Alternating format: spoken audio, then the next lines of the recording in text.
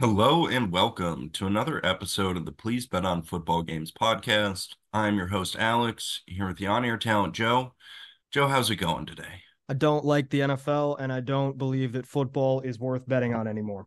It's basically Like, just this year has been the second straight year of reinforcing that quarterback play sucks, and therefore quarterbacks don't matter that much. Really, all that matters is coaching and variance. And coaching is baked into the line, and variance is not predictable.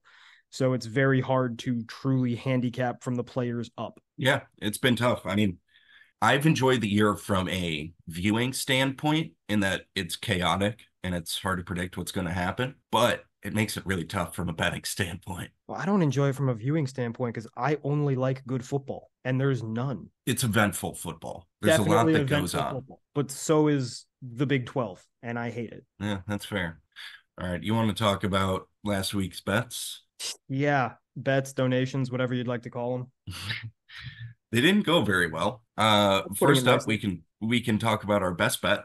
We Yep. had Tampa Bay plus 2.5 against Indy. We deserve to lose this bet because we're fucking morons and we keep betting on the worst coach and the worst defense in the NFL because they have a quarterback who is very good, but if he doesn't play perfect, literally cannot win a game because everything around him is shit. And like people want to say, oh, he's got great receivers. Well, why the fuck do they always drop the ball? Always. It's a shit show. I really honestly wished I tried. When Baker went down, I looked at the cash out for my 3 unit bet, my $6,000 bet, and I could have cashed out for 5,500, taken a $500 loss and gotten out. And I was like, okay, if Baker's back on the next drive, I won't cash out. And he was back, but he wasn't very good in the first half until he got his Tortorol shot, and that was enough to sink us. So I should have fucking cashed out. And I really wish Baker Mayfield didn't come back because then one, we would have seen the massive chasm between him and Kyle Trask, and two, I would have cashed out and lost probably 5,000 fewer dollars. Yeah, that was a tough game. I hate Bucks it. are not good. We've talked about it that we need to stop betting on them. We're just I never doing think, it again. yeah, I think this week really cemented it. They're this year's version of the Titans and the Falcons of years past. Yep. Add the Chargers to that mix. Yeah. All Well, right. that's a good segue. The only bet we won is fading the Chargers. Exactly. We had Baltimore -3 over the Chargers. That What a was shit fucking clean. football game. It was pretty legit. I mean, the Chargers did fumble twice and they shouldn't have, but it's the Chargers. They will always lose. And we should use that kind of thinking when betting on teams like the Bucks. I agree.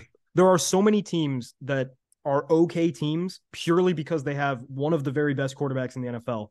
And if those quarterbacks make a mistake, they lose. And if they make two mistakes, they lose in embarrassing fashion. And we need to accept that and internalize that. Yeah, we got to stop looking at, it used to be our go-to of like who's got the better quarterback. Right? That It was means our almost deciding nothing. factor. It means very little anymore. Yeah. I used to have quarterbacks at about 40% of a team's value. And I think now it's probably appropriate to make it 10. I was going to say like 15 or 20, but yeah, I mean, it's not much. Mm-hmm. Let's talk about some more losses. Yeah. Next up, we had New Orleans -1.5 against Atlanta. They lost Did you watch this game?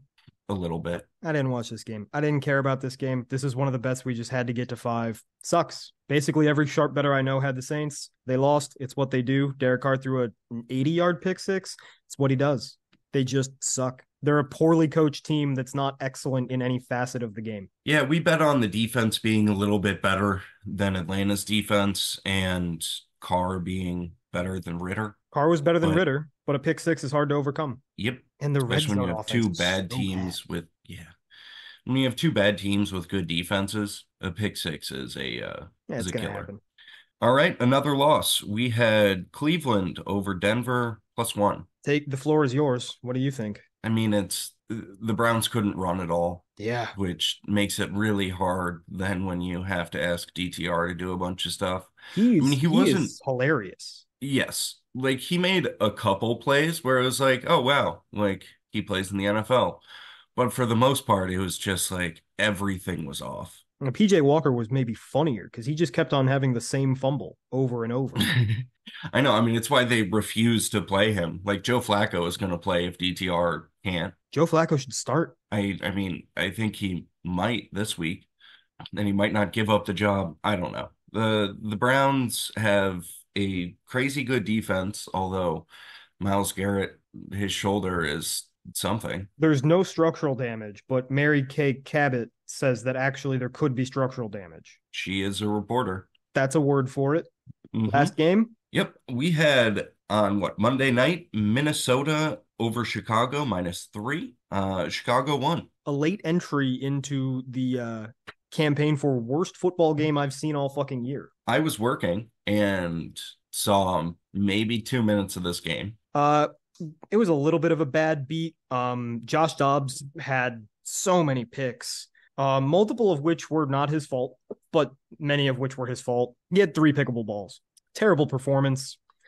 And then it looked like we were going to get a reprieve because Justin Fields fumbled with like 3 minutes left, right around midfield. So it's one of those cases where it's like, all right, the Vikings are going to get 10, 15 yards, and they're going to stall out trying to be conservative and run clock. They'll kick a field goal and they'll be up 4, and the Bears will have a chance to win the game. And the Vikings got like 2 yards. And then instead of kicking the 60-yard field goal, they pussied out and punted. And then Justin Fields made his one nice throw of the entire fucking day, which is of no consequence because we were going to lose the bet anyway.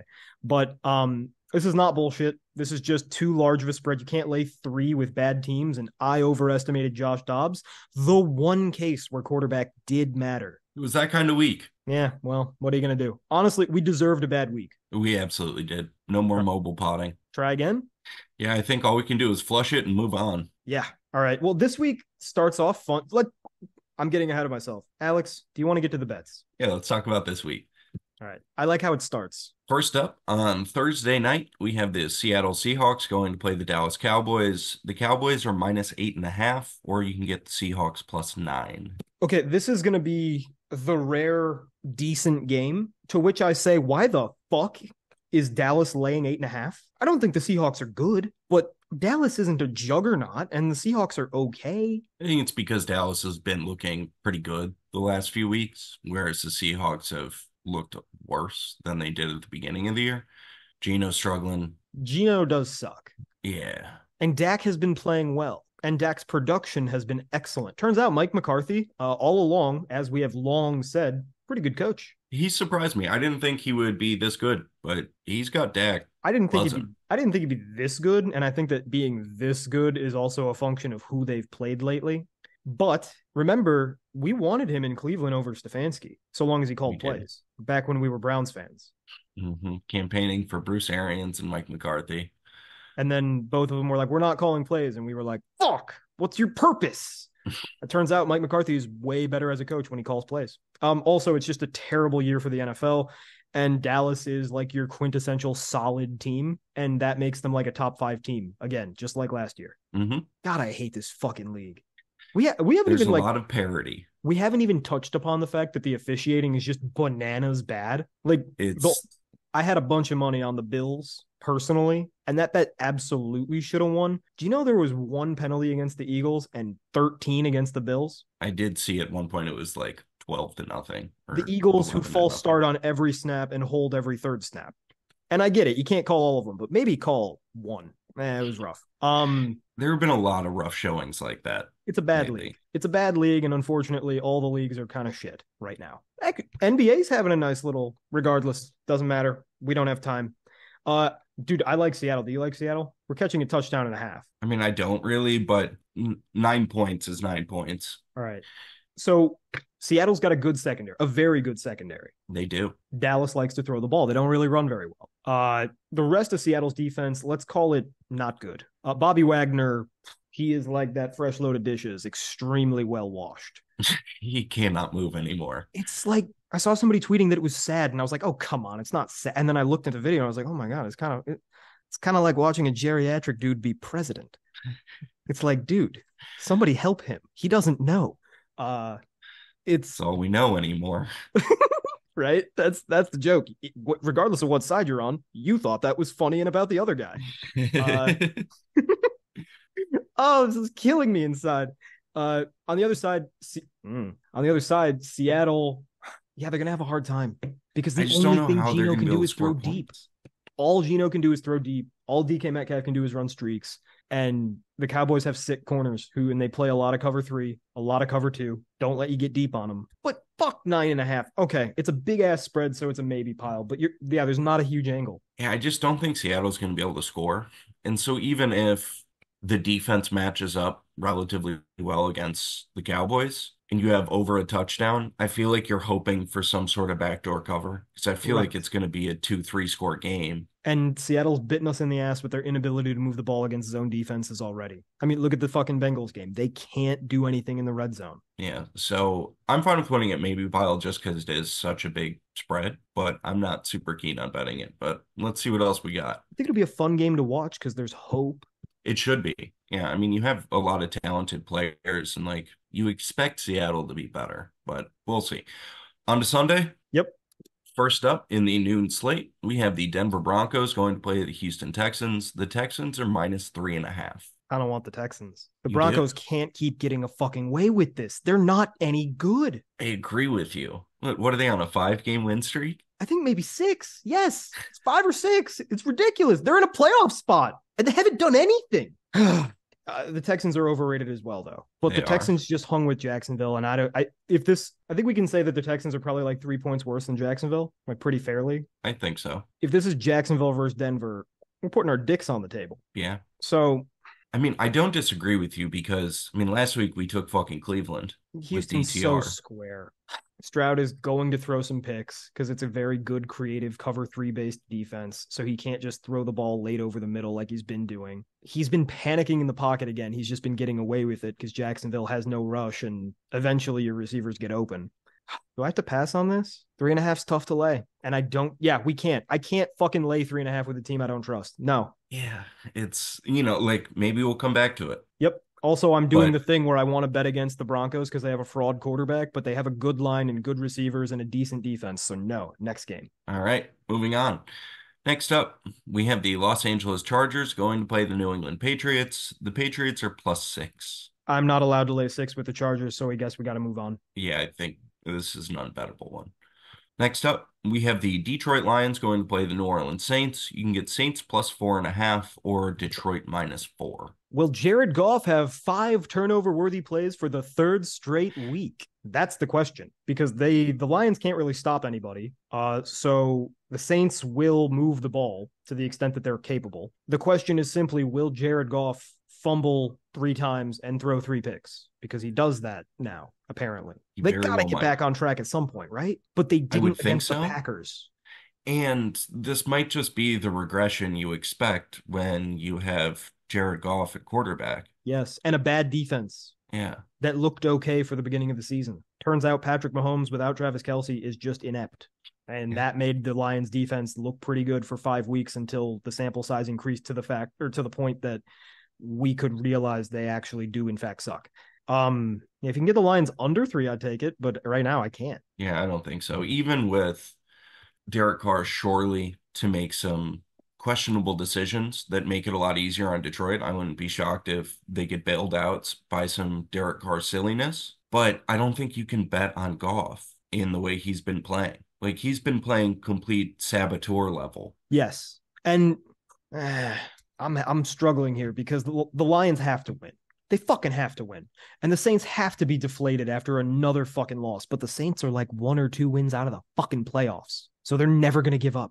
And you can't run the ball that easily against them, the Saints. And that's how the Lions really want to make their hay, especially with Jared Goff fumbling and throwing picks all over. Jared Goff lately has been the human embodiment of Kevin from The Office spilling chili. I mean, how many turnover worthy plays in the last 2 weeks? So 6, 7? he only had 4 against Green Bay, all fumbles, and then he had 5 against the Bears, all interceptable. So maybe this week, none. Yeah. Or maybe He learned to limit his picks at the cost of his fumbles. Now he'll learn to limit his fumbles. He's gonna throw picks. All right, we're bashing our heads into the wall on another fucking bad game. We should be looking at underdogs this week anyway. So no. I agree. But next up, we have the Arizona Cardinals going to play the Pittsburgh Steelers. The Steelers are -5.5. when you get halfway through a fucking slate of games and it never comes up that any of these teams might be any good, you know the NFL's got a problem because these teams suck. I watched Kyler Murray. I charted him for the first time this year, last week, against the Rams defense, who has no players. D minus. 2 positive throws. Both were 10-yard curls. 10 bad throws that were aimed. Wow.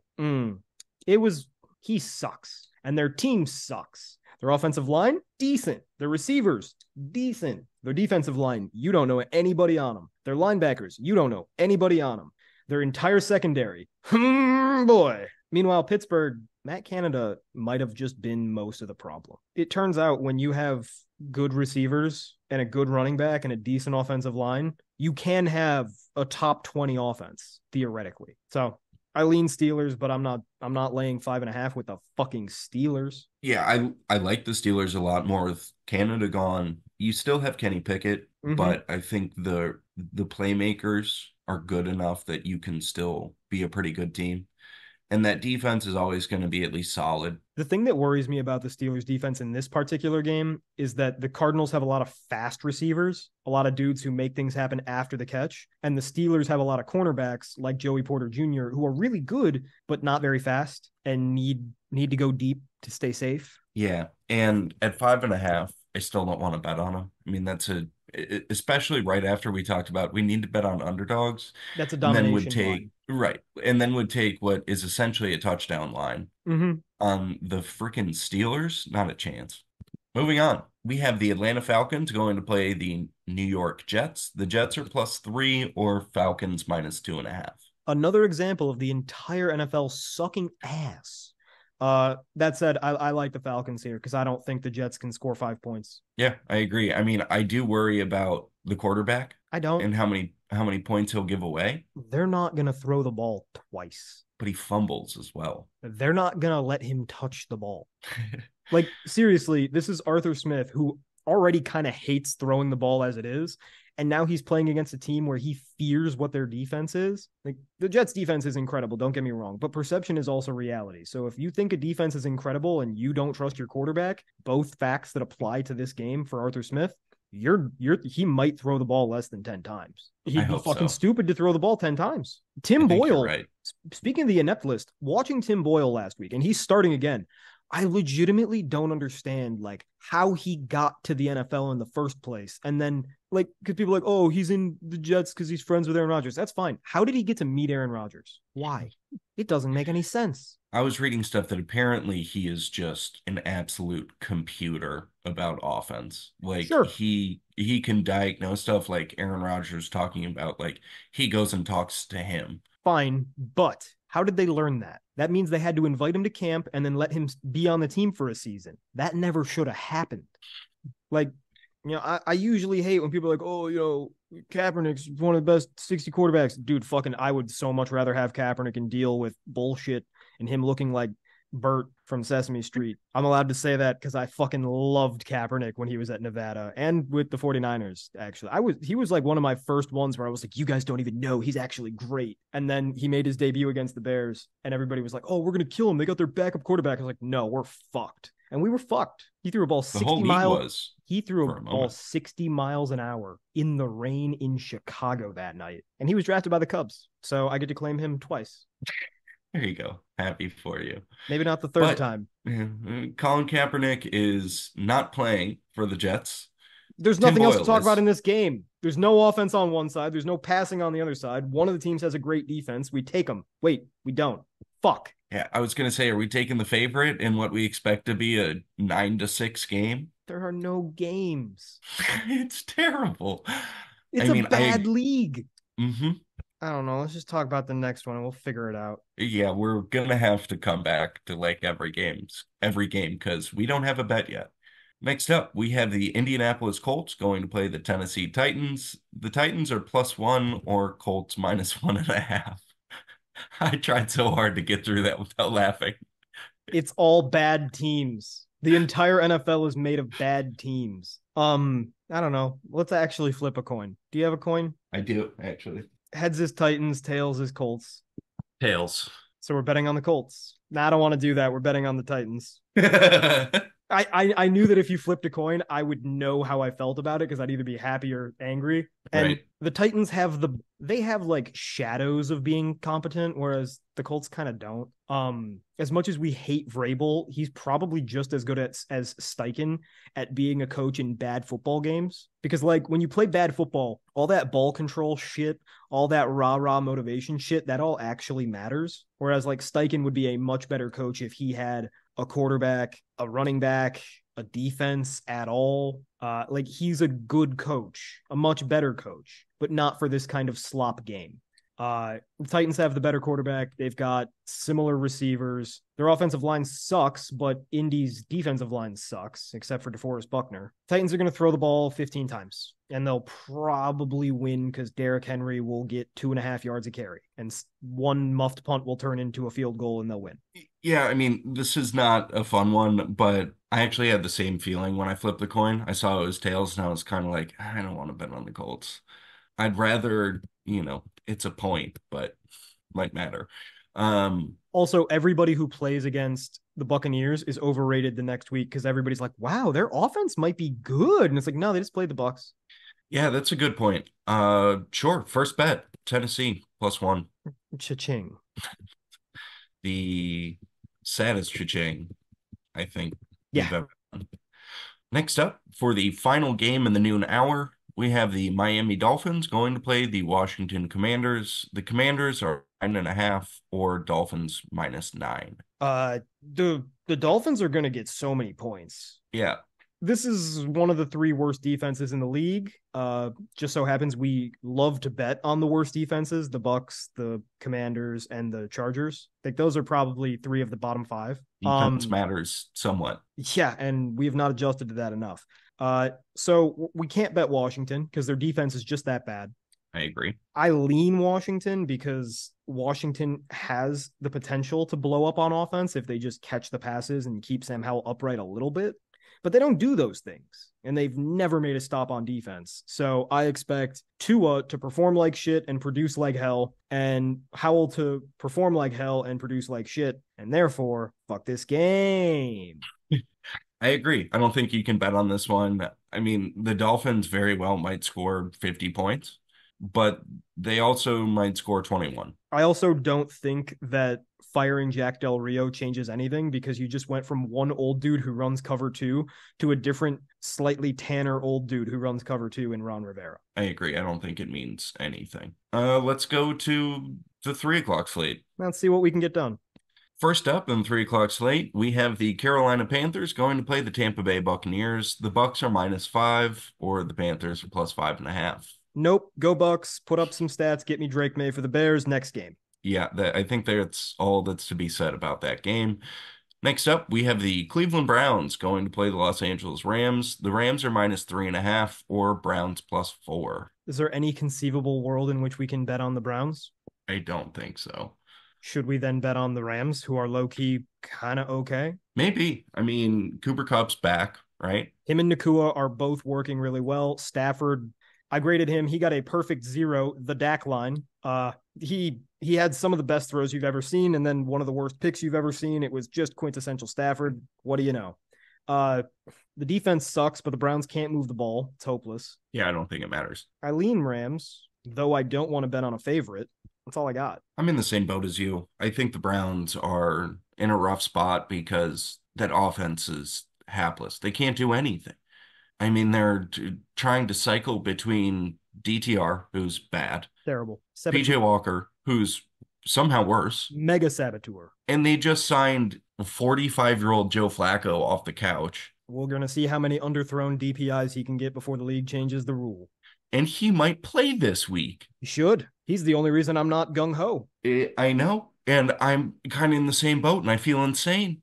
We should feel insane if Joe Flacco's holding us back from betting. Come on, who's the better coach? Sean McVay is a slightly better coach, pretty similar coach. Mm-hmm. Who's the better defense? Obviously the Browns by 13 miles. Speaking of miles, he might not have an arm, which means he might not fully play. And even if he plays, he's not going to be awesome, right? Yeah, I mean, he was useless after he hurt his arm in the game last week. Turns out having arms is important for defensive ends.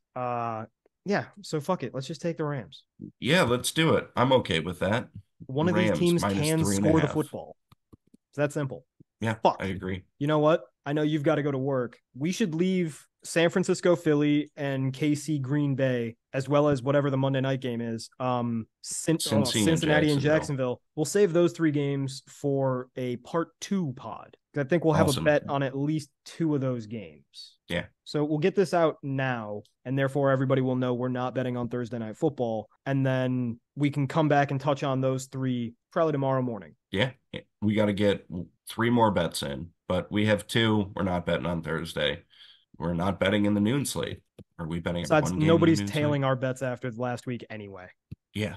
And they shouldn't. Nope. Especially because we don't fucking like any of these bets.